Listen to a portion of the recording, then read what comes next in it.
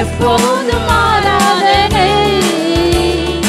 அப்பாவை நினைக்கையில என் உள்ளமெல்லாம் பொங்குதையா. அப்பாவும் சமூகத்தில எப்போதும் ஆராதனை. அப்பாவை துதிக்கையில எங்க உள்ளமெல்லாம் பொங்குதையா. எங்க உள்ளமெல்லாம் பொங்குதையா. தாயை போல தேற்றுகிறீர், தகப்பனை போல சுமக்கின்றீர்.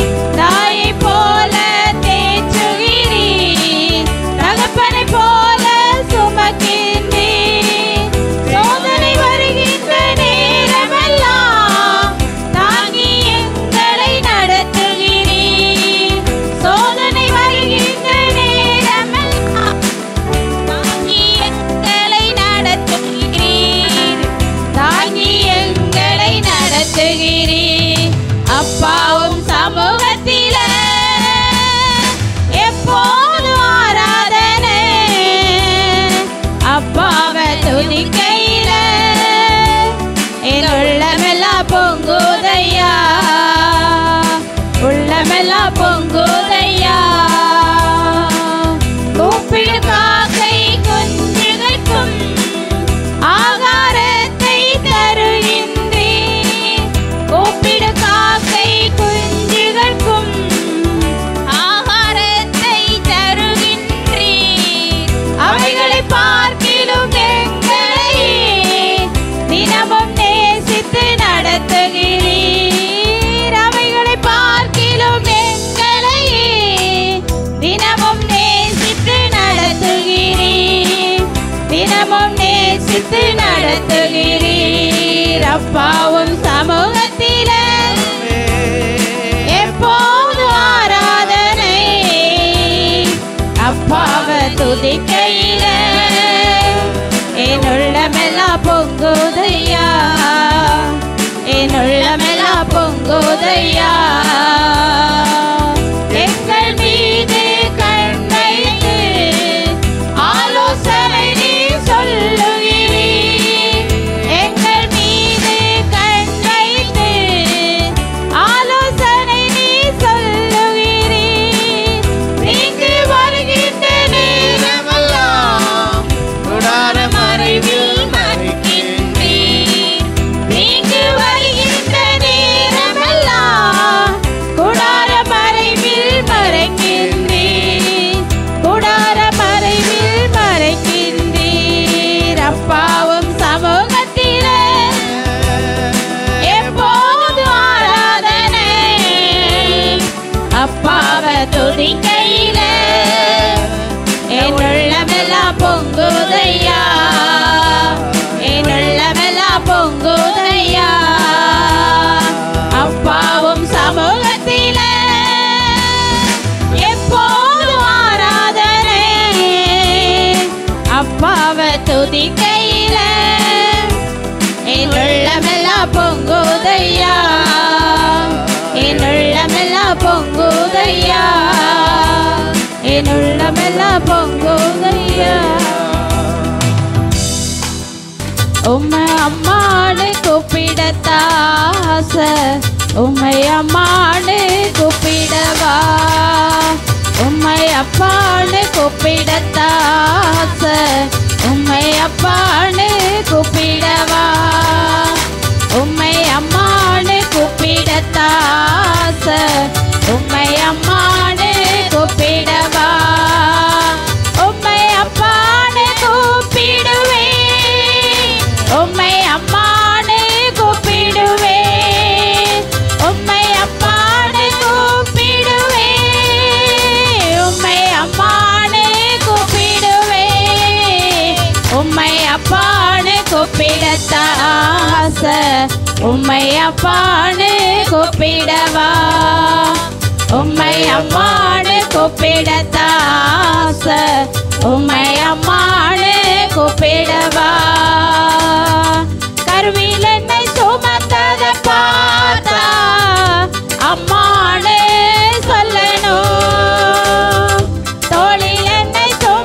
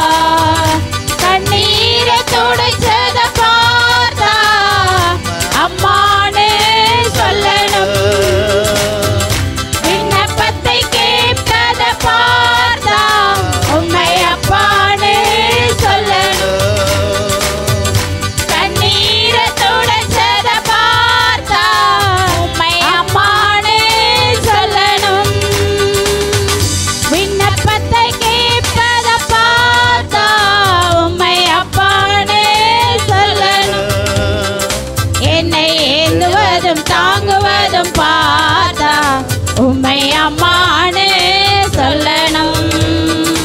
உங்க இரக்கத்தை உருக்கத்தை பார்த்தா உம்மை அப்பானு சொல்லணும். உங்க இரக்கத்தை உருக்கத்தை பார்த்தா உம்மை அப்பானு சொல்லணும். உம்மை அப்பானு கூப்பிடுவே, உம்மை அம்மானு கூப்பிடுவே, உம்மை அப்பானு கூப்பிடுவே, உம்மை அம்மானு கூப்பிடுவே.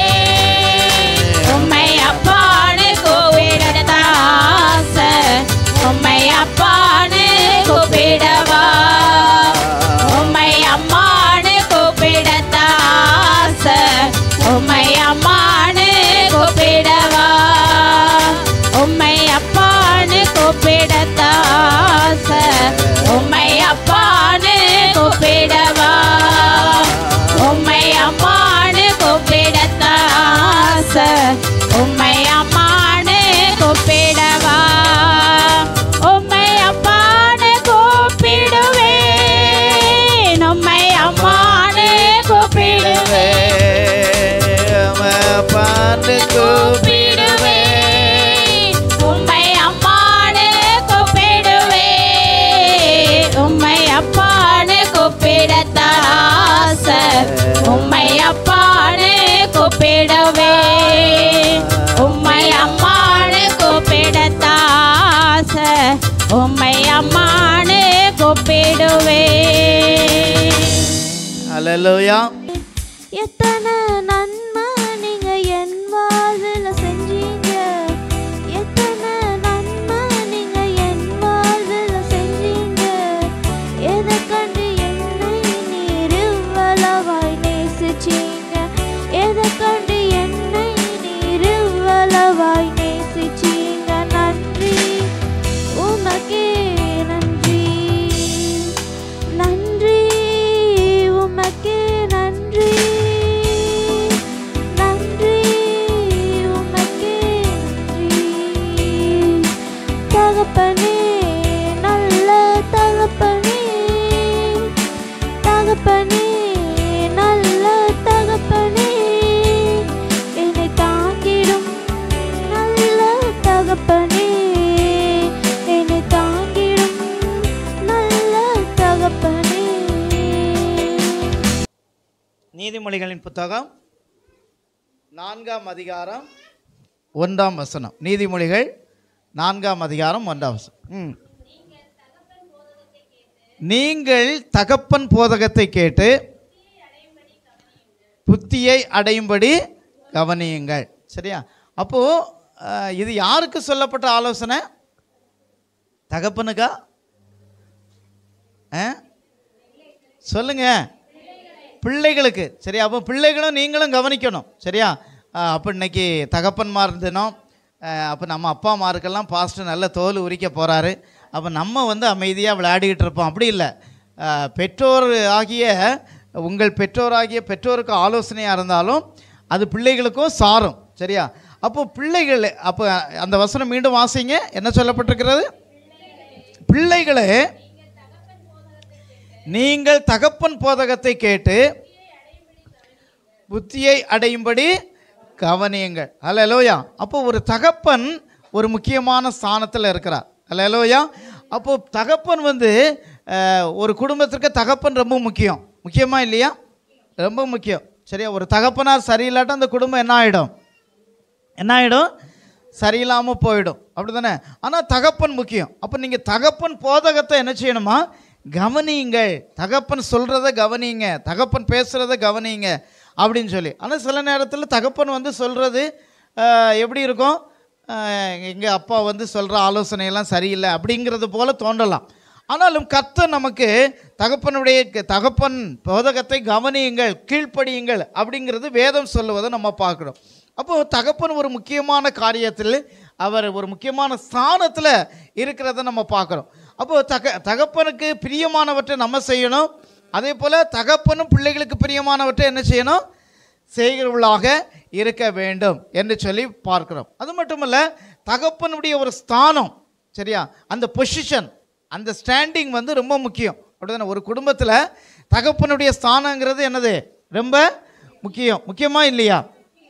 சரி. ஆனால் இன்றைக்கு பாருங்கள், சில குடும்பத்தில் தகப்பனை என்ன செய்கிறதில்ல, அசட்டை பண்ணுகிறதையும் தகப்பனை ஒரு பொருட்டாக என்ன செய்கிறதில்ல, நினைக்கிறதே கிடையாது. அப்படிதானே? பிள்ளைகளும் தாய்மாரும் சேர்ந்து தகப்பனார் என்ன செய்வாங்க, எப்பவும் ஓட்டுறது, பேசுகிறது, அல்லது ஏதாவது ஒன்று சொல்கிறது, உங்களுக்கு ஒன்றும் தெரியாதுன்னு சொல்கிறது. அப்போது அப்படி அல்ல.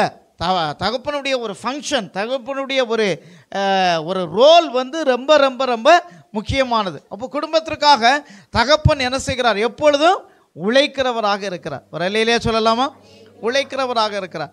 அது மட்டும் இல்லை, தகப்பனுடைய தியாகங்கள் என்ன செய்கிறது? நிறைய நேரத்தில் என்ன செய்யலை, வெளியே தெரியுது. அப்படி தானே? தகப்பனுடைய தியாகங்கள் வெளியே தெரியாது. ஒரு ஜோக்காக நேற்று ஒரு தகப்பன்மார் தினத்தில் ஒரு மீம்ஸ் ஒன்று வந்துச்சு.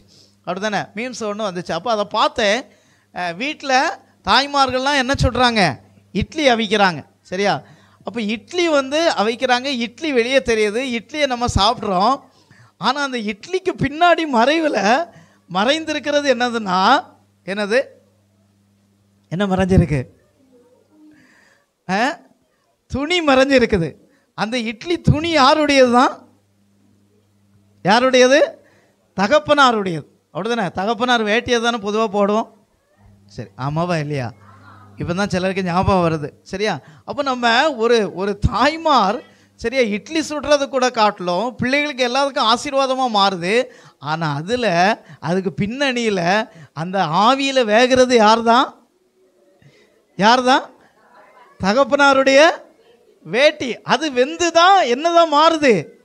இட்லியாக மாறுது. அப்போ அதே போல தான் தகப்பனார் உழைக்கிறது, கஷ்டப்படுறது, வேதனைப்படுறது, அது வந்து யாருக்கு என்ன செய்யறதில்ல, தெரியதில்ல. நமக்கு என்ன மட்டும்தான் தெரியுது?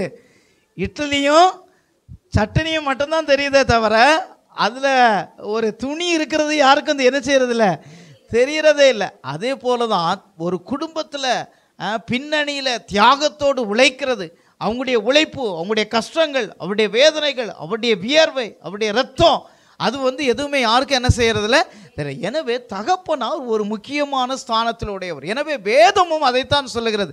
தகப்பனாரை கனம் பண்ணுங்க பிள்ளைகள், நீங்கள் தகப்பனாரை கனம் பண்ணுங்க, தகப்பனாரை முக்கியப்படுத்துங்க, அவர்களுக்காக ஜெபியுங்கள், அவர்களுக்காக நீங்கள் எப்பவும் என்ன செய்யுங்க, எல்லா விதத்திலும் உதவியாக இருங்க என்பதை அங்கு தெளிவாக நம்ம சொல்லுகிறது. அப்போ அதே போல் நாமும் குடும்பத்தில் தகப்பனாரை என்ன செய்ய வேண்டும், கனம் பண்ண வேண்டும். அப்போ தகப்பன், ஃபாதர் அப்படிங்கிற அந்த வார்த்தை அஃபா அப்படிங்கிற ஒரு ஹீப்ரு வார்த்தையிலிருந்து தான் அந்த வார்த்தை வருகிறது. அப்பா அப்படின்னு சொல்கிறது, அப்பா, சரியா? நம்ம தமிழில் என்ன செய்கிறோம், அழகாக அப்பா என்று ப்ரொனன்சியேஷன் பண்ணுறோம். அப்படி தானே?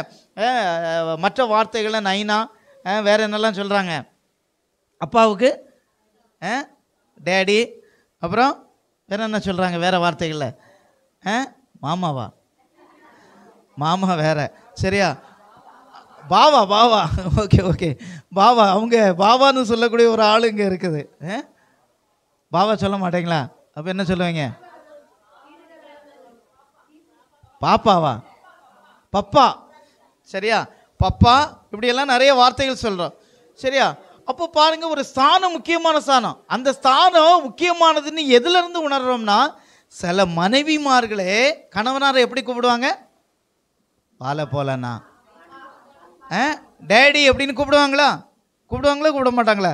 டேடி இங்கே வாங்க அப்படின்னு சொல்லி, சரியா? கணவனாரை டேடின்னு கூப்பிடுறதை பார்க்குறோம். அதே போல் அப்பான்னு கூப்பிடுறதையும் பார்க்கணும். அப்பா அங்கே வாங்க, எப்பா அங்கே வாங்க அப்படின்னு ஆ போட மாட்டாங்க, ஏ போட்டு கூப்பிடுவாங்க, எப்பா அங்கே வாங்க, எப்பா இதை செய்யுங்க அப்படின்னு சொல்லி. அப்போ ஏனென்று சொன்னால், ஒரு கணவனார் கூட ஒரு தகப்பன் ஸ்தானத்தில் என்ன செய்யப்படுகிறார், உயர்த்தப்படுகிறார். ஒரு இல்லையா சொல்லலாமா? அப்போ கணவனாரும் தகப்பன் தான், சரியா? ஆனால் தன்னுடைய தகப்பனாருடைய ஸ்தானத்தில் தன்னுடைய கணவனார் என்ன செய்கிறாங்க, வருகிறாங்க. அப்போ வேதத்திலே தகப்பனார் முக்கியமான ஸ்தானம். அதே மாதிரி குடும்பத்திலே முக்கியமான ஸ்தானத்திலே ஒரு தகப்பன் இருக்கிறார் என்று சொல்லி பார்க்குறோம். அப்போ ஏன்னு சொன்னால், அந்த அப்பா அப்படிங்கிற அந்த வார்த்தை எதை குறிக்கிறது என்று சொன்னால், அவர்கள் தான் ஆசீர்வாதத்தின் காரணர். ஒரு இல்லையா சொல்லலாமா? ஆசீர்வாதத்திற்கு காரணர் யார் தான்? தகப்பனா. ஒரு குடும்பத்திற்கு ஆசீர்வாதத்திற்கு எல்லாத்துக்கும் காரணம் நம்முடைய ஆண்டவர் தான். ஆனால் அந்த ஆண்டவருடைய ஆசீர்வாதம் யார் மூலம் தான் வருகிறது குடும்பத்தில்? ஒரு தகப்பன் மூலம் வருகிறது. கரங்களை உயர்த்தி வர அல்லேலூயா சொல்லலாமா? அப்போ ஒரு தகப்பன் சரியில்லாமல் போனா அந்த பிள்ளைகளுக்கு ஆசீர்வாதமாக ஒரு தகப்பன் இருக்க வேண்டும். தகப்பன் முன்மாதிரியாக இருக்க வேண்டும். தகப்பன் சாட்சியாக இருக்க வேண்டும். தகப்பன் முதல்ல ஆராதனைக்கு வரணும். அப்போ தான் பிள்ளைகள்லாம் என்ன செய்வாங்க? பின்னாடி வந்துக்கிட்டே இருப்பாங்க. தகப்பனார் ஆராதனைக்கு வராட்டா பிள்ளைங்க என்ன செய்வாங்க? எப்பா நீனே வரமாட்டுக்கப்பா, நீ வராமல் நாங்கள் எதுக்கு போனோம் கேட்பாங்களா கேட்க மாட்டாங்களா? சொல்லுங்கள், கேட்பாங்களா கேட்க மாட்டாங்களா? அப்போ தகப்பன் எல்லாவற்றுக்கும் மாதிரியாக இருக்க வேண்டும். நாகர்கோயில் பக்கங்களில் நீங்கள் வந்து பாருங்கள், எல்லாத்தையும் நாகர்கோயிலுக்கு கூட்டிகிட்டு போய் ஒரு மாதம் அங்கே ஆராதனையில் அங்கே எப்படி ஆராதனை நடக்குது அப்படிங்கிறத பார்க்கணும் அப்படிங்கிறது எனக்கு ரொம்ப நாள் ஆசையாக இருக்குது. அப்போ பாருங்கள், அங்கே உள்ள ஆராதனை நேரங்கள் கிட்டத்தட்ட 4 மணி நேரம் ஆராதனை நடக்கும். 4 மணி நேரம் ஆராதனை. கிட்டத்தட்ட 99% சபைகள் 8 மணிக்கு ஆராதனைன்னா என்ன செய்திடும்? நிரம்பிடும். அதுக்கு பிறகு என்ன செய்ய மாட்டாங்க? யாரும் வந்திருக்க மாட்டாங்க. இது தகப்பனுடைய ஸ்தானம் ரொம்ப முக்கியம். தகப்பனார் முதல்ல பைக்கை மனைவியை கொண்டு விடுவார், அப்புறம் பிள்ளைகளை கொண்டு விடுவார், அப்புறம் மாமியார் இருந்தால் கொண்டு விடுவார். எல்லாரையுமே ஆராதனை ஸ்டார்ட் பண்ணுற நேரத்துக்குள்ளே கொண்டு வந்து விட்டுருவாங்க. அப்போ இதெல்லாம் சொல்லி கொடுக்கிறது, நடத்துவது யாருடைய வேலை? தகப்பனாருடைய வேலை. அப்போ தகப்பன் அதை சரியாக செய்துட்டாங்கன்னா கண்டிப்பாக அந்த பிள்ளைகள் எங்கே போனாலும் எந்த சூழ்நிலையிலும் மாறவே மாட்டாங்க. ஒரு அல்லேலூயா சொல்லலாமா? இன்றைக்கு அநேக பிள்ளைகள் வாலிப நாட்களில் வழிமாறி போகிறதுக்கும் வாலிப பிள்ளைகள் வழிமாறி போவதற்கும் காரணம் என்னவென்றால், தகப்பனார் சாதாரணமாக இருந்ததுனாலையும், தகப்பனார் அந்த சின்ன வயசுல பிள்ளைகளை சரியான வழியில் வளர்த்தாதனாலையும், அந்த பிள்ளைகளுக்கு முன்மாதிரியாக தகப்பனார் இல்லாததுனாலையும் தான் இன்றைக்கு அநேக பெற்றோர்கள் பிள்ளைகள் வழி மாறுவதற்கு காரணமாய் மாறிவிடுகிறார்கள். அப்போ தகப்பன்மார்களாகிய நீங்கள் தான் ஆசீர்வாதத்திற்கு காரணம் என்பதை நீங்கள் உணர்ந்திருக்க வேண்டும், அறிந்திருக்க வேண்டும். அதன்படி பிள்ளைகளையும் குடும்பத்தையும் மனைவியையும் எல்லாரையும் நடத்த வேண்டும். அல்லேலூயா சொல்லலாமா? அல்லேலூயா. அப்போ தகப்பனார் ஸ்தானம் அதுதான். அப்போ பாருங்கள், ஒரு குடும்பத்தில் ஒரு நபர் ரட்சிக்கப்பட்டாங்கன்னா அந்த குடும்பம் முழுவதுக்கும் மட்டுமல்ல, உறவினர்கள் சொந்தங்கள் எல்லாரும் ரட்சிக்கப்படுவதற்கு நம்ம அந்த தகப்பனார் யாராக இருக்கணும்? காரணமாக இருக்கணும். அல்லேலூயா. அப்போ தகப்பனார் தான் ரொம்ப ஒரு முக்கியமான ஒரு ஸ்தானம். ரெண்டாவது, அந்த அப்பா அப்படிங்கிற அந்த வார்த்தைக்கு ஹீப்ருவில் அடையாளமாக அடுத்தது சொல்லப்படுகிற காரியம், தகப்பனார் ஒரு குடும்பத்திற்கு அஸ்திபாரமாக இருக்கிறார். கரங்களை உயர்த்தி வர இல்லையா சொல்லலாமா? ஒரு வீடு நிலைச்சு நிற்கணும்னா என்ன வேணும்? அஸ்திபாரம் வேணும். அஸ்திபாரம் தான் ரொம்ப ரொம்ப முக்கியம். அஸ்திபாரம் எவ்வளோ ஸ்ட்ராங்காக இருக்கோ அத்தனை ஆண்டுகள் அந்த வீட்டுக்கு நம்ம என்ன கொடுக்கலாம்? கேரண்டி கொடுக்கலாம். அப்போ ஒரு வீடு கட்டப்படுவதற்கு சரி, அந்த புஜி ஹலிபா அதுதான் இன்றைக்கி உலகத்திலே மிகப்பெரிய உயரமான அந்த கட்டடமாக இருக்குது, துபாயில் இருக்குது. அப்போது அந்த கட்டடம் அதை விட மேலான பெரிய கட்டடங்கள்லாம் இப்போ கட்டிகிட்டு இருக்கிறாங்க. இன்னும் ஒரு ஆண்டுக்குள்ளே அதை காட்டில் மிகப்பெரிய 2 கட்டடம் கட்டி முடிச்சிடுவாங்க. சரி, அப்போ இன்றைக்கு வரைக்கும் இருக்கிறது இந்த புஜி ஹலிபா அப்படிங்கிற அந்த துபாயில் இருக்கிற பில்டிங் தான். அப்போ அந்த கட்டடம் கட்டுவதற்கு முன்னாடி அந்த ஃபவுண்டேஷன் வேலைகள் எத்தனை ஆண்டுகள் நடந்துச்சா? 1 ஆண்டுகள் ஃபவுண்டேஷன் வேலை நடந்துச்சா. ஒரே ஆண்டில் மேலே வரைக்கும் கட்டிட்டாங்களா. 800 அடி 800 அடியா 800 மீட்டரான்னு நினைக்கிறேன், தெரியல கரெக்டாக. அப்போ 800 மீட்டர் எழும்புவதற்கு குறைந்த நாட்கள் தான். ஆனால் ஃபவுண்டேஷன் எவ்வளோ நாட்கள் அதிகமாக போட்டாங்க. அப்போ அதே மாதிரி தான் நம்முடைய வாழ்க்கையிலும் தகப்பனார் தான் ஒரு குடும்பத்துக்கு எதாக இருக்கிறாங்க? அஸ்திபாரம். அல்லேலூயா. அப்போ அந்த குடும்பத்தில் தகப்பனார் சரியான முறையில் ஒவ்வொரு காரியத்தையும் செய்தாங்கன்னா அந்த குடும்பம் பிள்ளைகள் எல்லாரும் எப்படி இருப்பாங்க?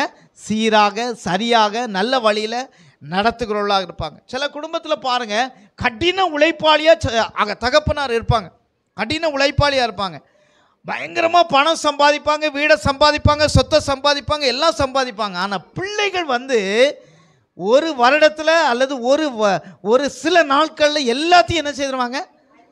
அழிச்சிருவாங்க. எத்தனையோ இடத்துல பார்க்குறோம், எத்தனையோ குடும்பங்கள் பார்க்குறோம், நம்ம கண் முன்னாடி பார்க்குறோம், எத்தனையோ சூழ்நிலையில் பார்க்குறோம். அப்போது பணத்தை சம்பாதிச்சாங்க, சொத்தை சம்பாதிச்சாங்க, எல்லாத்தையும் வச்சாங்க. ஆனால் பிள்ளைகளுக்கு குணத்தை என்ன செய்யலை? சம்பாதிச்சு கொடுக்கலை. அப்போது பிள்ளைகள் அழகாக வளர வேண்டுமானால் அந்த தகப்பனார் மிக முக்கியம். தகப்பனார் தான் ஒரு குடும்பத்துக்கு அஸ்திபாரமாக இருக்கிறார்கள் என்பதை நம்ம பார்க்குறோம். அடுத்தது, அந்த தகப்பனார் என்கிற அந்த அப்பாங்கிற வார்த்தைக்கு அடுத்த அடையாளம் என்ன சொல்லுதுன்னா, அவர்கள் தாங்கி நடத்தக்கூடியவர்கள். இல்லையா சொல்லலாமா? என்ன நடத்தக்கூடியவர்கள்? தாங்கி நடத்தக்கூடிய. அப்போ குடும்பத்தை எல்லா சூழ்நிலைகளிலும் நெருக்கம், பாடுகள், வேதனை, நிந்தைகள், நெருக்கம், பிரச்சனைகள் எல்லாம் வரும். எல்லாத்தையும் தாங்கி கொள்ளுகிறவர் யார் தான்? தகப்பனார் தான். எல்லாரையும் தாங்கி நடத்துகிறவராக இருக்க வேண்டும். அப்போ மனைவி சொல்லுவாங்க, இதை செய்யலாம், இந்த செலவை செய்யலாம் அப்படின்னு சொன்ன உடனே மனைவி சொல்லிட்டாங்க, மனைவிக்கு கீழ்ப்படியணும், இல்லாட்டா சமாதானம் இருக்காது அப்படின்னு சொல்லி மனைவி சொல்கிற எல்லாத்தையும் கேட்டு நடத்துனாங்கன்னா அந்த குடும்பம் என்ன ஆகிடும்? கொஞ்சம் பிரச்சனை ஆயிரும். அதே நேரத்தில் அவங்களுக்கு எடுத்து சொல்லி பக்குவமாக நடத்தி கரெக்டான வழியில் கொண்டு போகிறது யார் தான்? தகப்பன்மார். ஒரு அல்லேலூயா சொல்லலாமா? அல்லேலூயா. அப்போ தகப்பன் ஒரு குடும்பத்துக்கு அஸ்திபாரமாக இருக்கிறாங்க, ஒரு குடும்பத்திற்கு ஆசீர்வாதத்தின் காரணமாக இருக்கிறாங்க. அது மட்டுமல்ல, தாங்கி நடத்தக்கூடியவர்களாக இருக்கிறாங்க. அது மட்டுமல்ல, தகப்பன் பிள்ளைகளுக்கு மட்டுமல்ல, அவங்க சமுதாயத்துக்கும் மற்றவர்களுக்கும் மற்ற நபர்களுக்கும் அவர்கள் ஆசீர்வாதமாக இருக்கிறார்கள். ஒரு அல்லேலூயா சொல்லலாமா? ஒரு அல்லேலூயா சொல்லுங்க. அல்லேலூயா. அது மட்டுமல்ல, தகப்பனார் ஒரு சபை இருந்துன்னா அந்த சபைக்கும் தகப்பனாருடைய உதவி, ஒத்தாசை எல்லாமே எப்படி இருக்குது? உதவியாக இருக்குது. ஒரு ஊழியத்துக்கு உதவியாக இருக்குது. எல்லாவற்றுக்கும் தகப்பனார் உதவியாக இருந்து நடத்தி வருகிறார்கள். அல்லேலூயா. எனவே தகப்பனார் முக்கியமான ஸ்தானத்தில் இருக்கிறார். அப்போது தகப்பனார் எப்படிப்பட்டவர்களாக இருக்க வேண்டும் அப்படின்னு சொன்னால், முதல்ல அந்த குணத்தில் பார்க்கும் பொழுது முதல்ல அவர் ஒரு நல்ல மாதிரியாக இருக்க வேண்டும். ஒரு அல்லேலூயா சொல்லலாமா? எப்படி இருக்க வேணும்? Be an example. அப்படின்னா ஒரு நல்ல ஒரு மாதிரியாக இருக்க வேண்டும். சரியா? அப்போது நம்முடைய சபையில் ஒரு நபரை பார்த்து, இந்த நபரை பாரு, இந்த தகப்பனான மாதிரி நம்ம இருக்கணும்யா அப்படின்னு சொல்லணும். சரியா? நீங்கள் எல்லாரும் உங்களுக்கு ஒரு ரோல் மாடல் வச்சுருப்பீங்க, அப்படி தானே? நீங்கள் இப்போ அவங்கள நினச்சி பாருங்கள், பரவாயில்ல, இந்த குடும்பத்தில் இந்த தகப்பனாரை போல் இருக்கணும் அப்படின்னு நீங்கள் யாரை நினைப்பீங்க?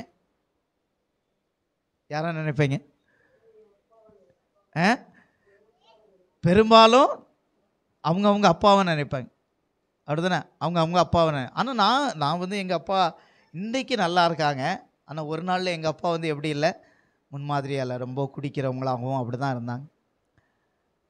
சிலருக்கு மாமா மாதிரியாக இருப்பாங்க, சிலருக்கு இன்னொரு நண்பர்கள் மாதிரியாக இருப்பாங்க. சரியா?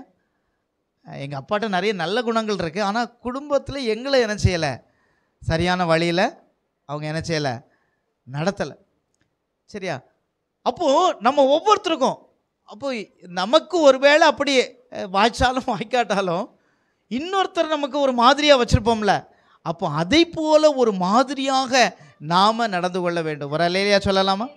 அப்போ சபையில் உள்ள தகப்பன்மாருக்கு சொல்லுகிற ஆலோசனை அதுதான்.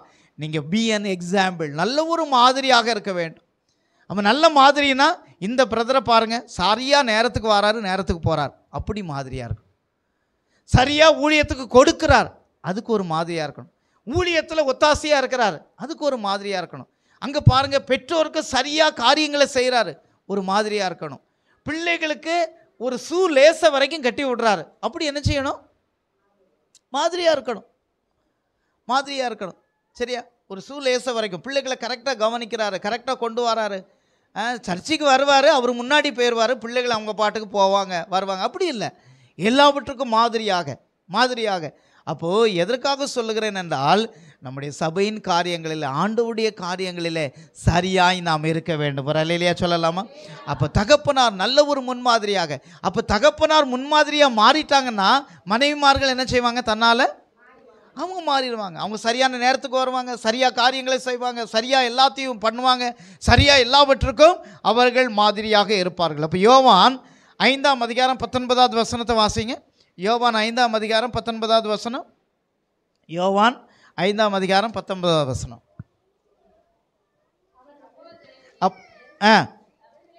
அவர்களை நோக்கி, மெய்யாகவே நான் உங்களுக்கு சொல்லுகிறேன்,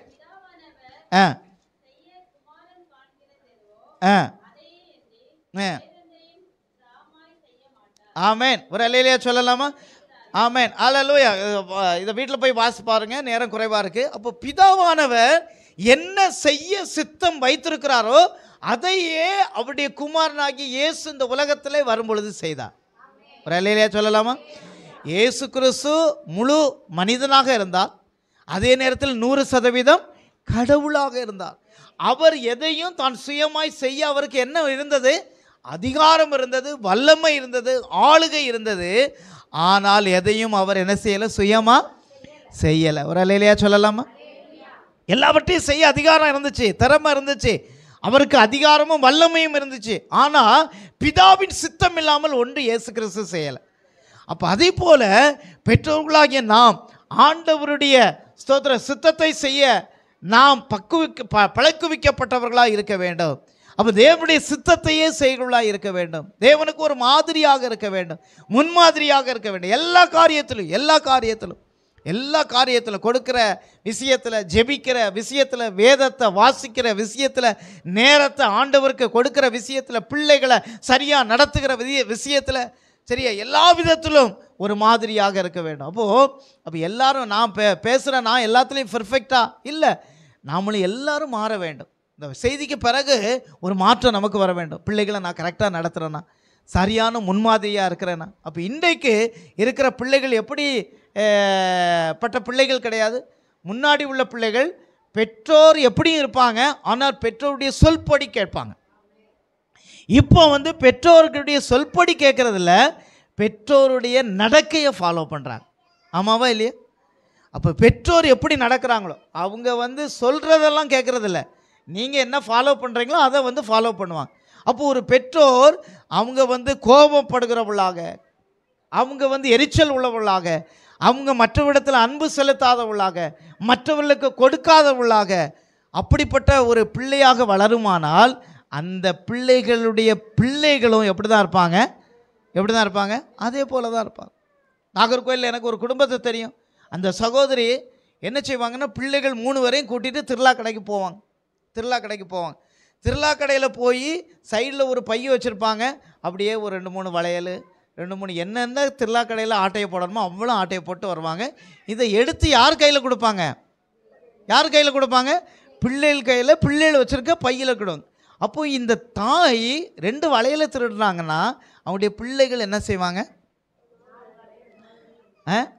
4 வளையலையாக திருடுவாங்க, இல்லை பேங்கையே கொள்ளடிப்பானா? சரியா? அவன் எப்படிப்பட்டவனாக மாறுவான்? பேங்கை கொள்ளடிக்க. காரணம் என்ன? இவங்க கொடுக்குற முன்மாதிரி, அப்போ நம்ம முழங்கால் படிட்டு நம்ம ஜெபம் பண்ணோம்னா, அந்த பிள்ளைகள் நம்ம முழங்கால் படிட்டு ஜெபம் பண்ணுறதை பார்த்தாங்கன்னா பிள்ளைகள் என்ன செய்வாங்க? ஜெபம் பண்ணுவாங்க. காலையில் ஒரு பாப்பா ஒரு பிஸ்கட்டை கொண்டு வராங்க.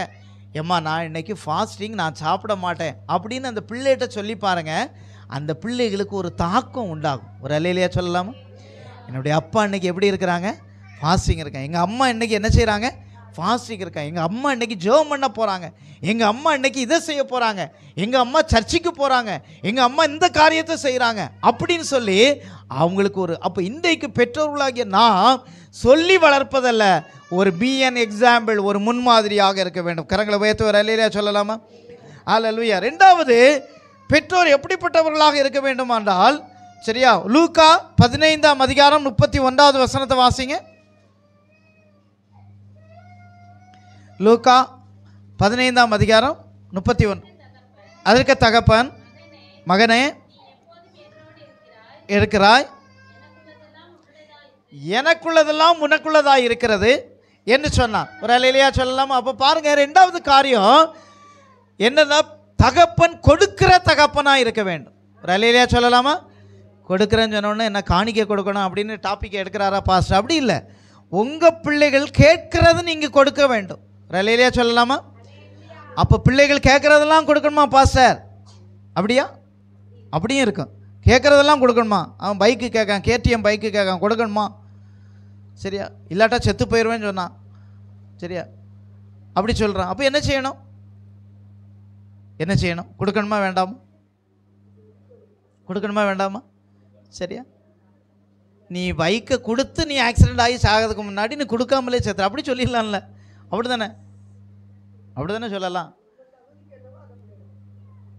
நாகர்கோயில் அப்படி தான். ஏன்னா நான் ஒரு வருஷத்துக்கு முன்னாடி சர்ச்சுக்கு போயிருந்தேன். சர்ச்சில் உள்ள பையன்தான், ஒத்த காலில் கண்டிப்பாக வேணும்னு கேட்டு வாங்கிட்டான்.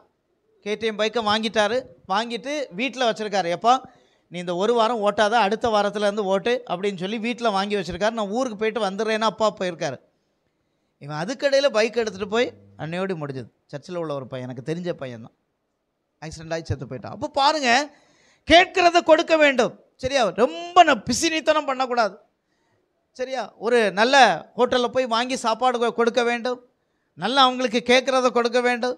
சரியா? கேட்குறத கொடுக்கறதுக்கு நம்ம முயற்சி பண்ணணும். அதுக்கு தகுதி உள்ளவங்கள நம்மளை மாற்றிக்கொள்ளணும். அல்லேலூயா சொல்லலாமா? அல்லேலூயா. சரி, அப்போ இப்போ கொடுக்குற காரியங்கள், பிள்ளைகளுக்கு உங்கள் அன்பை கொடுங்க, நேசத்தை கொடுங்க, அவங்களுக்கு அவங்க பிரியமாக கேட்குறத கொடுங்க. ஒருவேளை கொடுக்க முடியாட்டா அதை என்ன செய்யுங்க, எடுத்து சொல்லுங்கள் அவங்களுக்கு. நான் உனக்கு வாங்கி தருவேன், இந்த என்னுடைய சூழ்நிலை எப்படி இருக்குது, அதுக்கு பிள்ளைகளுக்கு ஏற்ற விதத்தில் புரிய வைங்க. அப்போது ரெண்டாவது, அவன் கேட்கிறதெல்லாம் அவனுக்கு, பிள்ளைகளுக்கு நம்ம நல்ல ஒரு கொடுக்கிற ஒரு தகப்பனாக நாம் இருக்க வேண்டும். மூன்றாவது காரியம், சங்கீதம் 23 சங்கீதம் 46 லூக்கா 23:46 வாசிங்க. 23:46 வாசிங்க. இயேசு ஒப்புவிக்கிறேன் என்று மகா சத்தமாய் சொன்னார். அல்லேலூயா. அப்போ பாருங்க, அப்போ நம்பிக்கையை நாம் கொடுக்க வேண்டும். பெற்றோர்களாகிய நாம் பிள்ளைகளுக்கு எதை கொடுக்கணும்? அடுத்தது எதை கொடுக்கணும்? நம்பிக்கை. என்ன நம்பிக்கை? எப்பா நம்ம பணத்தை சம்பாதிக்கணும், பணத்தெல்லாம் சேர்த்து வைக்கணும், பணம் இருந்தால் தான் உன்னை காப்பாற்றும் அப்படின்னு நீங்கள் பிள்ளைகளை வளர்த்தீங்கன்னா அவனுக்கு என்ன நம்பிக்கை வரும்? பணம் தான்ப்பா நம்பிக்கை, பணம் இல்லாமல் ஒன்றும் இல்லைப்பா. எங்கள் அப்பா சொல்லியிருக்காரு, எங்கள் அப்பா சின்ன வயசில் எனக்கு சொன்னார், பணம் தான்ப்பா, பணம் இல்லாட்ட ஒன்றும் இல்லை அப்படின்னு சொல்லி. அப்போ பணத்தின் மீது நீங்கள் ஒரு மோகத்தை கொடுத்துட்டீங்கன்னா அவனுக்கு நம்பிக்கை எதன் மீது போகும்? பணத்தின் மீது போகும். இல்லை, இந்த உலகத்தில் எல்லாமே வேஸ்ட்டுப்பா, ஆண்டவர் தான் எல்லாம் அப்படின்னு சொல்லி கர்த்தரை நம்பிக்கையாக கொடுத்தோம்னா அவன் கர்த்தரை நம்பி வாழ்வான். ஒரு அல்லேலூயா சொல்லலாமா? ஃப்ளைட் ஆக்சிடெண்ட்டில் மரித்து போனவங்க ரொம்ப வேதனை. எனக்கு அன்றைக்கி அந்த ரொம்ப கஷ்டமாக இருந்துச்சு. அப்போது எவ்வளவு கற்பனையோடு கூட, எவ்வளவு ஆசையோடு கூட, எவ்வளவு பிளான் பண்ணி, எத்தனை ஆண்டுகள் எல்லாம் பிரயாசப்பட்டாங்க. ஆனால் ஒரு நிமிஷத்தில், ஒரே நிமிடத்தில் 200-300 பேருடைய உயிர் கடந்து போயிட்டு. அப்போ இந்த உலகம் எப்படிப்பட்ட உலகம் என்றால், சரியா, நிலையற்ற உலகம். யார் எப்போ மரிப்பாங்க அப்படிங்கிறது யாருக்கும் தெரியாது. நான் திரும்ப சொல்கிறேன், யார் எப்போ மரிப்பாங்கன்னு நமக்கு தெரியாது. இருக்கிறது வரைக்கும் நம்ம கூட வருவது ஆண்டவர் மட்டும்தான். இல்லையா சொல்லலாமா? ஆண்டவர் மட்டும்தான். போகும்போது நம்ம எதையும் என்ன செய்ய போகிறதில்ல, ஒன்றுமே கொண்டு போவதில்லை, கொண்டு போக போகிறதில்ல, எதையுமே நம்ம கொண்டு போக போகிறதில்ல. கடந்த நாளில் அந்த மரித்த அடக்கம் பண்ண நபர்களுக்கு முன்னாடி போய் பார்க்குற சாதாரண ஒரு நிலைமையில் எல்லா வசதியும் இருக்குது. கார் இருக்குது, பங்களா இருக்குது, ஏசி இருக்குது, எல்லாமே இருக்குது, வீட்டில் எல்லாமே இருக்குது, எல்லா நிலைமைகளும் இருக்குது. ஆனால் மரித்து போயிட்டாங்க. கடைசியில் என்ன தான்? இந்த மண்ணுக்குள்ளே தான் கொண்டு அடக்கம் பண்ணுறாங்க. விலை உயர்ந்த கார் தான், வசதி தான், ஏசி தான். ஒரு சொல்லும்போது கேட்குறாரா, இல்லை என்னை அடக்கம் பண்ணும்போது எனக்கு ஒரு ஏசி வச்சுருங்க, ஏன்னா உள்ளே ரொம்ப புழுக்கமாக இருக்கும். கிடையாது. நம்ம நிலையை உணர வேண்டும். நாம் வெறுமனே தான் வந்தோம், போகும்போது ஒன்றும் என்ன செய்ய போகிறதில்ல, கொண்டு போ. ஆனால் இருக்கிற நாட்களில் நம்ம ஆண்டவருக்கு உண்மை. அப்போ நிலையானது ஒன்று, நிலையான சொத்து ஆண்டவர் மட்டும்தான். ஒரு அல்லேலூயா சொல்லுங்களேன். நிலைத்திருக்கக்கூடியது ஆண்டவர் மட்டும்தான். ரெண்டாவது, நாம் எல்லாருமே இந்த உலகத்தில் டெம்பரரியான வாழ்க்கை தான் வாழுகிறோம். கொஞ்ச நாள் ஒரு பஸ்ஸில் ஏறிட்டு அடுத்த ஸ்டாப்பில் இறங்கியே தான் ஆகணும். எவ்வளோ பெரிய ஃப்ளைட் ஆனாலும் டேக் ஆஃப் ஆனால் டேக் ஆனாலும் டேக் ஆஃப் ஆகி தான் ஆகணும். பறந்தாச்சுன்னா என்னைக்காவது ஒரு நாள் அது கீழே இறங்கி தான் ஆகணும். இல்லை அது 10 வருஷம் மேலே சுற்றிட்டு இருக்க முடியாது, ஒரு நாள் இறங்கி தான் ஆகணும். சேட்டலைட்டாக இருந்தாலும் குறிப்பிட்ட நாள் தான், அது கீழே வந்து தான் ஆகணும், பூமிக்கு வந்து தான் ஆகணும். அப்போ அதே போல் இந்த உலகத்தில் நாம் ஒரு நாள் மரித்து தான் ஆகணும். ஆனால் நம்முடைய நிலையான ஒரு வாழ்க்கை எது? நித்திய வாழ்க்கை. ஒரு அல்லேலூயா சொல்லலாமா? அப்போ பெற்றோர்களாகிய நீங்கள் பணத்தையோ, ஆஸ்தியையோ, அந்தஸ்தையோ, பெயரையோ, புகழையோ அதை மட்டும் நீங்கள் வைத்து பிள்ளைகளை நடத்தாதீங்க. பிள்ளைகளுக்கு வேதத்தை கற்றுக் கொடுங்க, ஜெபத்தை கற்றுக் கொடுங்க, விசுவாசத்தை கற்றுக் கொடுங்க, ஆராதனைனா என்னன்னு கற்றுக் கொடுங்க, ஆராதிக்க வைங்க. அவங்கள கர்த்தருடைய ஆலயத்தில் வந்து ஆராதிக்க வைங்க, வீட்டில் அவங்கள ஆராதிக்க வைங்க. ஒரு பாடலை போட்டு ஆராதனை நடத்துங்க அவங்களுக்கு. நீங்கள் இல்லாட்ட ஆராதனையை நடத்துங்க அவங்களுக்கு. ஒரு பெற்றோர் எப்படிப்பட்டவளாக இருக்க வேண்டும்? அவர் ஆராதிக்க எல்லாற்றுக்கும் கற்றுக் கொடுக்கிறவளாக இருக்க வேண்டும். நம்பிக்கையை கொடுங்க, விசுவாசத்தை கொடுங்க, விசுவாசத்தை கொடுங்க. கர்த்தர் மேல் விசுவாசம். வேதத்தை வாசிப்பா, அதுதான் நமக்கு சாப்பாடு போடும், அதுதான் நமக்கு சாப்பாடு போடும். வேறு எதுவும் நமக்கு சாப்பாடு போடாது. நம்ம சம்பாத்தியம் நமக்கு சாப்பாடு போடாது. நம்முடைய உணவு எல்லாம் தேவைதான், சம்பாத்தியம் தேவைதான். அதனால சம்பாத்தியம் வேண்டான்னு சொல்லலை, சொத்து வேண்டான்னு சொல்லலை, கார் வேண்டான்னு சொல்லலை, வசதி வேண்டான்னு சொல்லலை. எல்லாம் எனக்கு நீங்கள் கொடுத்தாங்கன்னா நான் கண்டிப்பாக வாங்கிக்கிடுவேன். எல்லாருக்கும் தேவை தான். ஆனால் இதெல்லாம் செகண்டரி. நமக்கு தேவை மிக முக்கியமானது. விசுவாசத்தை கொடுங்க. ஒரு அல்லேலூயா சொல்லலாமா? கர்த்தர் மேல் உள்ள நம்பிக்கையை கொடுங்க, ஜெபத்தை கொடுங்க. கர்த்தர் தான் முக்கியம்ப்பா, ஆராதனையை தவிர ஒன்றும் இல்லை அப்படிங்கிறது அவங்க மைண்டில் எப்பவும் ஊறி போய் இருக்க வேண்டும். ஜெபம் முக்கியம், வேதம் முக்கியம், வாசிப்பு முக்கியம், இதுதான் முக்கியம் என்பதை அவர்களுக்கு நாம் கண்டிப்பாக கற்றுக் கொடுக்க வேண்டும். ஒரு அல்லேலூயா சொல்லலாம். அல்லேலூயா. அடுத்தது ஸ்தோத்திரம், ஒரு கிரியை செய்கிற தகப்பனாக இருக்க வேண்டும். யோவான் 5ஆம் அதிகாரம், கடைசியாக சொல்லி முடிக்கிறேன். யோவான் 5ஆம் அதிகாரம் 17வது வசனத்தை வாசிங்க. யோவான் 5ஆம் அதிகாரம் 15வது வசனம். அந்த மனுஷன் போய் அறிவித்தான்.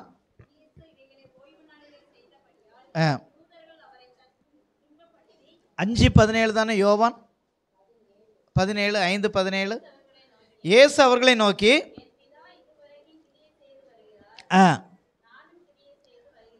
ஆமென். ஒரு அல்லேலூயா சொல்லலாமா?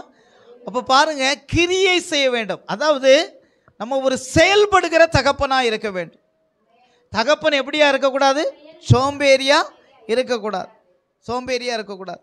சரியா? உங்கள் கையை பார்த்தாச்சுன்னா காய்ப்பாக இருக்கணும், காய்ப்பு பிடிச்சிருக்கணும், ஒரு வேலை செய்கிறவங்களா இருக்கணும், வேலை செய்கிறவங்களா இருக்கணும், சோம்பேறியாக இருக்கக்கூடாது. சிலர் பாருங்கள், ஒரு அந்த டம்ளரை எடுத்துகிட்டு வாப்பா அப்படின்னு சொல்லியாச்சுன்னா இப்படியே போவாங்க. மெதுவாக போய் அந்த டம்ளர் இப்படியே தூக்கி அப்படி வரதுக்கு 1 நிமிஷம், போகிறதுக்கு 1 நிமிஷம் ஆகிடும். சரியா? வரதுக்கு 1 நிமிஷம், போகிறதுக்கு 1 நிமிஷம். தம்பி இந்த கீழே போய் ஒரு பொருளை எடுத்துகிட்டு வாப்பா. சரியா? ஒரு 1/4 மணி நேரம் ஆகும். எங்கே போனேன்? நான் எடுத்துகிட்டு தான் வந்தேன், வேறு யார்ட்டையும் பேசலை, எங்கேயும் போகலை. சோம்பேறியாக இருக்க. நல்ல உழைக்க வேண்டும். ஒரு அல்லேலூயா சொல்லலாம். நல்ல உழைக்க வேண்டும். நல்ல ஸ்தோத்திரம், அவங்களோட டைமை ஸ்பெண்ட் பண்ணணும். பிள்ளைகளோட நேரத்தை செலவு பண்ணுங்க. நல்ல நேரத்தை கடைபிடிங்க, நேரத்தை திட்டமிட்டு செயல்படுத்துங்க. சரியா? ஒவ்வொரு நாளிலும் பெற்றோர்கள் டைம் டேபிள் போட்டு எல்லா காரியங்களையும் செய்யுங்க. அப்போ செயல்படுத்துங்க. இதெல்லாம் எங்களுக்கு தெரியாதா பாஸ்டர், நீங்கள் புதுசாக சொல்கிறீங்க? எல்லாம் செய்கிறதா, ஆனால் ஞாபகப்படுத்துகிறேன். ஒரு அல்லேலூயா சொல்லலாம். அப்போ பாஸ்டர் இவ்வளோ நேரமும் சொன்னது பெற்றோருக்கு தான், அப்போ எங்களுக்கு ஒருத்தருக்கும் இல்லைல்ல அப்படின்னு. சரியா? அது உங்களுக்கு தான். வேதம் இருபுறமும் கருக்குள்ள பட்டயம். அங்கேயும் வெட்டும், இங்கேயும் வெட்டும். அங்கேயும் பேசும், நம்மகிட்டையும் பேசும். பேசுகிற இந்த வார்த்தை முதல்ல எனக்கு பேசுனது தான் நான் உங்களுக்கு பேசுகிறேன். அல்லேலூயா, அல்லேலூயா. அப்போது நம்ம நேரத்தை எங்கேஜாக வைப்போம். காலையில் எந்திரிச்ச உடனே 1 மணி நேரம் ஜெபம். பாஸ்டர் நான் 5 மணிக்கே வேலைக்கு போயிடுறேன், எனக்கு ஜெப நேரம் இல்லை. 4 மணிக்கு எழுந்திங்க. இல்லை 4 மணிக்கே போயிடுறேன், 3:30க்கு எழுந்திங்க. இல்லை நான் 7 மணிக்கு வேலைக்கு போகணும், ஏன் 6 மணிக்கு எழுந்திங்க. 6 மணிக்கு வேலைக்கு போகணும், 5 மணிக்கு எழுந்திங்க. சரியா? அப்போ நேரத்தை நீங்கள் கடைபிடிங்க, செயல்படுத்துங்க. சரியா? அடுத்தது, அநேக பெற்றோர்கள் நம்ம சபையில் குடிக்கிறவர்களாக இன்றைக்கு இருக்கிறாங்க. குடிக்கிறவர்களாக, போதைக்கு அடிமைப்பட்டவர்களாக, இன்னும் பலவிதமான பாவ காரியங்களுக்கு அடிமைப்பட்டவர்களாக, திருடுகிறவர்களாக, கெட்ட வார்த்தை பேசுகிறவர்களாக. சரியா? அப்போ அப்படிப்பட்டவர்களாய் நாம் இருக்கக்கூடாது. ஒரு அல்லேலூயா சொல்லலாம். அல்லேலூயா. அப்போ ஒரு முன்மாதிரியாக தகப்பனாக இருக்க வேண்டும். 2வது, பிள்ளைகள், மனைவிமார்கள், அவங்களுடைய கடமை என்னென்னா, தகப்பனாருக்காக நீங்கள் என்ன செய்யணும்? ஒவ்வொரு நாளும் ஜெபிக்க வேண்டும். உங்கள் கணவனாருக்காக ஜெபி. எத்தனை பேர் கணவனாருக்காக ஜெபம் பண்ணுறீங்க? சிலர் கணவனார் நல்லா இருந்தால் ஜெபம் பண்ண மாட்டாங்க. குடிக்கிறவங்களாக, பிரச்சனை உள்ளவங்களாக இருந்தால் தான் ரொம்ப ஜெபம் பண்ணுவாங்க. சரியா? நல்லா இருக்கும்போதும் ஜெபம் பண்ணணும். ஒருவேளை ரட்சிக்கப்படாதவங்கள இருந்தாலும் ரட்சிக்கப்படணும், ஜெபம் பண்ணணும். சரியா? ரட்சிக்கப்படணும், ஜெபம் பண்ணணும். ஆண்டவரே என் கணவனார் ரட்சிக்கப்படட்டும், ரட்சிக்கப்படட்டும். பாரத்தோடு இன்றைக்கி ஒரு சிஸ்டர் வந்தாங்க. வந்த உடனே நேராக என்கிட்ட வந்த உடனே சொன்னாங்க, அப்படியே கண்ணெல்லாம் அவங்களுக்கு கலங்கிட்டு, என்ன சிஸ்டர் ஒரு மாதிரி நிற்கிறீங்க அப்படின்னு. என் கணவனார் மாலை போட்டுட்டு கோயிலுக்கு போயிட்டார் பாஸ்டர் அப்படின்னு. சரி சிஸ்டர் கவலைப்படாதீங்க, கர்த்தர் ஒரு நாள் ரட்சிப்பார். ஒரு அலையிலையா சொல்லலாம். அவருக்காக பல நாட்கள் ஜெபம் பண்ணிகிட்ருக்கோம். கர்த்தர் ஒரு நாள் ரட்சிப்பார், இந்த இடத்துல சாட்சியாக நிறுத்துவார். அல்லேலூயா. அப்போ நமக்கு வேலை என்னது? ஜெபம் பண்ணணும், ஜெபம் பண்ணணும் எல்லாருக்காக. சரியா? அநேக பெண்கள் இருக்கிறீங்க, நிறைய கணவன்மார்களை காணும். எல்லாரும் என்ன செய்யணும்? வரணும், சபைக்கு வரணும், குடும்பமாக வரணும், குடும்பமாக வந்து கர்த்தரை ஆராதிக்கணும். அல்லேலூயா. யோசுவா சொன்னது போல், நானும் என் வீட்டாரும் என்றால் கர்த்தரையே சேவிப்போம், கர்த்தரையே சேவிப்போம். குடும்பமாக வந்தது ஆண்டவர் ஆராதிக்கிற ஒரு பெரிய பிளெஸ்ஸிங்க, ஒரு பெரிய ஆசீர்வாதம். அது ஆண்டவர் விரும்புகிறார். அப்போ அதில் நம்ம சரியாக இருக்க வேண்டும். அப்போ கிரியை, எல்லா கிரியைகளில் நாம் மாதிரியாக இருக்கும் பொழுது கர்த்தர் நம்மை ஆசீர்வதிப்பார். அதே போல் 3 காரியத்தை மட்டும் சொல்லி முடிச்சிடுறேன். ஸ்தோத்திரம். என்னென்னா அதை விளக்கி சொல்ல நினச்சேன். மோசே அவருடைய வாழ்க்கையில் அவன் எல்லாவற்றையும் சிறந்து விளங்குறான் என்று பார்க்குறோம். அதே மாதிரி கெட்ட குமாரன் அவருடைய காரியத்திலும் தகப்பனார் எல்லாவற்றையும் என்ன செய்தான்? செய்து வச்சிருந்தான், சொத்து சேர்த்து வச்சுருந்தான். அதே நேரத்தில் ஒரு மகன் சொத்தெல்லாம் இழந்தாலும் அவனை என்ன செய்தான்? சேர்த்து கொண்டு மன்னிக்கிறவராக இருந்தான். அல்லேலூயா சோதரா. அப்போ நம்முடைய வாழ்க்கையில் நல்ல எத்திக்ஸ்னால் என்ன? நல்ல ஒழுக்கங்கள், நல்ல நெறி முறைகள் நம்முடைய வாழ்க்கையிலும் காணப்பட வேண்டும். அப்படிப்பட்டவர்களாய் நாம் உருவாவோம். கர்த்தர் உண்மையாகவே நம்மை ஆசீர்வதிப்பார். அதே போல் பெற்றோர்கள், நீங்கள் பிள்ளைகள், நீங்கள் போய் உங்கள் பெற்றோருக்கு இன்றைக்கி என்ன செய்யணும்? ஹாப்பி ஃபாதர்ஸ் டே அப்படின்னு சொல்லணும். அப்பா வெளியூரில் இருக்காங்க, தாத்தாவுக்கு சொல்லுங்கள். சரியா?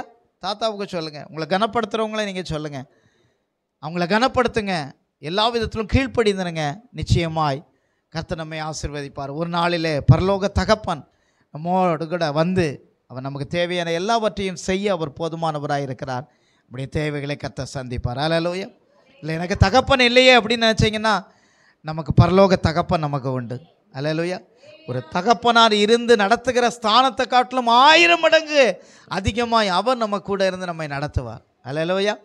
ஆலோசனை கர்த்தராக, தேவைகளை சந்தித்து நடத்துகிற தெய்வமாக அவர் நம்மோடு கூட இருந்து நடத்துவார். கண்களை மூடுவோம்.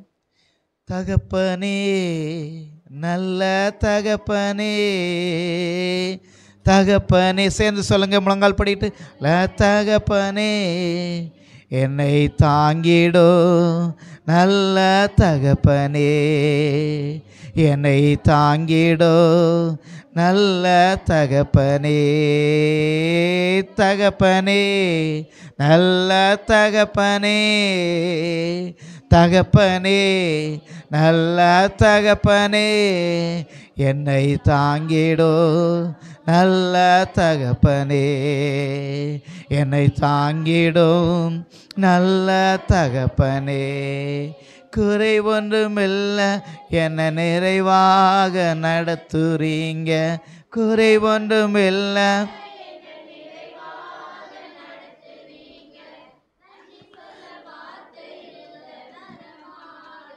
சொல்லுங்க. நன்றி சொல்ல வார்த்தை இல்லை, நலமாக நடத்துறீங்க. தகுந்தி உமக்கு நன்றி, நன்றி உமக்கு நன்றி. தகப்பனே, நல்ல தகப்பனே, தகப்பனே, நல்ல தகப்பனே, என்னை தாங்கிடும் நல்ல தகப்பனே, என்னை தாங்கிடோ நல்ல தகப்பனே. அல்லேலூயா. தகப்பன்மாராகிய நம்ம எல்லாரும் ஆண்டவர்கிட்ட கேட்போம், ஆண்டவரே நீங்கள் எங்கே தான் எங்களுக்கு நல்ல தகப்பன். ஆண்டவரே, நான் ஒரு நல்ல தகப்பனாக இருக்கேன். ஆண்டவரே, நான் ஒரு தகப்பனாக இருந்து செய்ய வேண்டிய, ஆற்ற வேண்டிய கடமைகளை செய்ய எங்களுக்கு உதவி செய்யுங்க. ஆண்டவரே, நம்ம எல்லாரும் சொல்லுவோம், எங்கள் தகப்பனாருக்காக நான் ஒவ்வொரு நாளும் ஜெபம் பண்ணுவேன். எங்கள் தகப்பனாருக்கு நான் கீழ்ப்படிந்து இருப்பேன். சொல்லுங்கள், தகப்பனாருக்கு கீழ்ப்படிந்து இருப்பேன். ஆண்டவரே, நீர் ஒரு தகப்பனாக இருந்து எங்களை நடத்துங்க. ஆண்டவரே, உம்முடைய கரம் எங்களோடு கூட இருக்கட்டும். ஆண்டவரே, விசேஷமாக இந்த தகப்பன்மார் தினத்தில் ஆண்டவரே, தகப்பன் தகப்பனாய் இருக்கிற எங்கள் சபையின் எல்லா தகப்பன்மாருக்காக ஜெபிக்கிறோம். இந்த உலகத்தில் உள்ள எல்லா தகப்பனுக்காக ஜெபிக்கிறோம். எல்லாரையும் நடத்துகிற சர்வ வல்லமுள்ள தகப்பனாகிய உமக்கு ஸ்தோத்திரம் ஆண்டவரே. நீர் இம்மட்டும் நடத்தின கர்த்தர் தொடர்ந்து ஆண்டவரே எங்கள் தகப்பனாக, தாயாக, உற்றாராக, உறவினராக இருந்து நடத்துங்க. உம்முடைய கரம் கூட இருக்கட்டும். எல்லா நிலைமைகளிலும் கர்த்தர் கூட இருங்க. விசேஷமாக ஆண்டவரே ஸ்தோத்திரம் ஆண்டவரே, யார் யார் குடும்பத்தில் ஆண்டவரே தனக்கு முக்கியமானவர்களை இழந்திருக்கிறார்களோ அவர்களுக்கும் நீங்கள் தகப்பனாயிருந்து நடத்துங்க. எல்லாவற்றையும் உடைய வல்லமுள்ள கரத்திலே தாழ்த்தி அர்ப்பணிக்கிறோம். இயேசு கிறிஸ்துவின் மூலம் ஜெபிக்கிறோம் ஜீவனுள்ள நல்ல பிதாவே. என் ஆத்துமாவே கர்த்தரை ஸ்தோத்திரி, என் முழு நம்முடைய பரிசுத்த நாமத்தை ஸ்தோத்திரி. என் ஆத்துமாவே கர்த்தர் செய்த சகல வாழ்வையும் மறவாதே. ஆமென். நம்முடைய கர்த்தராகிய இயேசு கிறிஸ்துவின் கிருபை, பிதாவாகிய தேவனுடைய அன்பு, பரிசுத்த ஆவியானவருடைய அந்யோன்ய ஐக்கியம், சிநேகம், சமாதானம் இன்னும் சதா காலங்களில் நம் அனைவரோடு கூட இருப்பதாக. ஆமென். அல்லேலூயா.